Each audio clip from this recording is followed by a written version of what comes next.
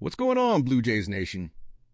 Before we get into today's episode, let me ask you something. What if I told you the face of this franchise might actually be walking away? Yeah, I'm talking about Bo Bichette. Stick around because we're breaking down why the front office seems ready to let him go. Plus, we've got arbitration news that's flying under the radar, but could impact this roster way more than you think. Let's jump in. So here's the reality check. Nobody wants to hear. Bo Bichette is a free agent. And according to Ken Rosenthal on the Foul Territory podcast, it's looking less and less likely that Toronto brings him back. Now, I know what you're thinking. How do you let a homegrown talent like Bo just walk? But Rosenthal made some compelling points, especially after the Kazuma Okamoto signing. With Okamoto slotted in at third base, the roster's shifting in ways that can make Bo expendable, whether we like it or not. Here's the thing about Bo. The guy's an incredible talent. He deserves to get paid. Probably somewhere in that $30 million per year range that's being thrown around. Spotrac has his market value pegged at $23 million average annual value, but we all know players and their agents typically aim higher than projections. So yeah, he's going to make crazy money wherever he lands. The question is, will it be in Toronto? Rosenthal's theory is that the Blue Jays are putting all their eggs in one basket, and that basket's name is Kyle Tucker. That's a massive gamble if it's true. But there's another layer here. Think about the roster construction. You've got Clement, Andres Gimenez, Orelvis Martinez, all these guys who need playing time. If Bo comes back, where do they go? These aren't just roster fillers either. These are fan favorites with legitimate trade value. So management's in this weird spot where getting better might mean getting worse first, if that makes sense. Either way, somebody's heart is getting broken, whether it's the fans losing Bo or losing one of these other guys in a trade. Now let me pivot to something that got finalized last night that deserves way more attention. The Blue Jays avoided arbitration with 3 key players. For those who don't know how this works, arbitration is basically how younger players get raises before hitting free agency. After a certain amount of service time, you get to argue your case for more money in front of a neutral arbitrator. Sometimes these hearings get ugly.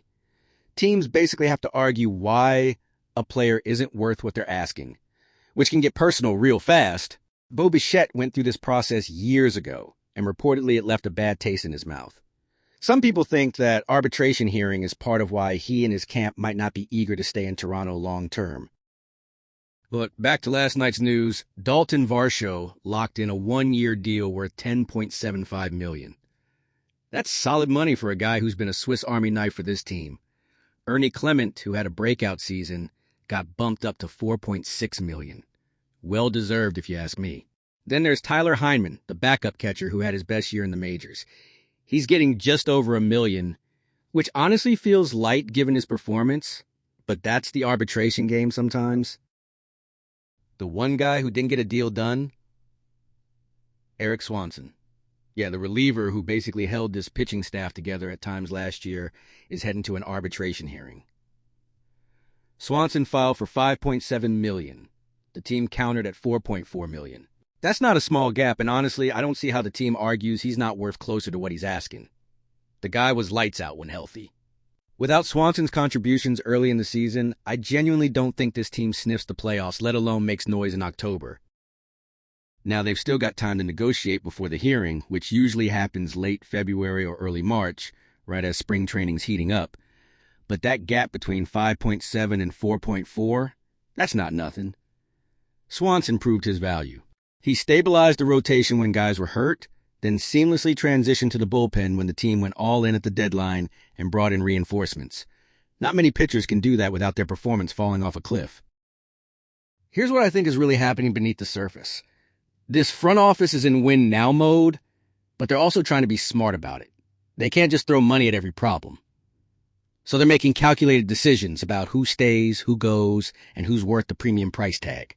Bo Bichette might be the biggest name, but guys like Swanson, Clement, and Varsho are the glue keeping this roster together. Losing any of them, whether through free agency or trades, creates holes that aren't easy to fill. The arbitration process itself is interesting if you're into the business side of baseball. It's designed to give players leverage before they hit free agency, which in theory is fair, but it can also create tension between players and organizations when those hearings turn into a list of reasons why you're not as good as you think you are.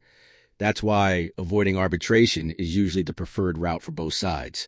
Get the deal done, move forward, Keep things professional. So where does this leave us? Bo's future is murky. Swanson's heading to a hearing that could get uncomfortable, and the rest of the roster's getting locked in for another run. This offseason's been wild, and we're not even done yet. What do you think, Blue Jays fans? Are you okay with letting Bo walk if it means landing Tucker? Does Swanson deserve that $5.7 million? Drop your thoughts in the comments. Make sure you hit subscribe if you haven't already, and I'll catch you in the next one.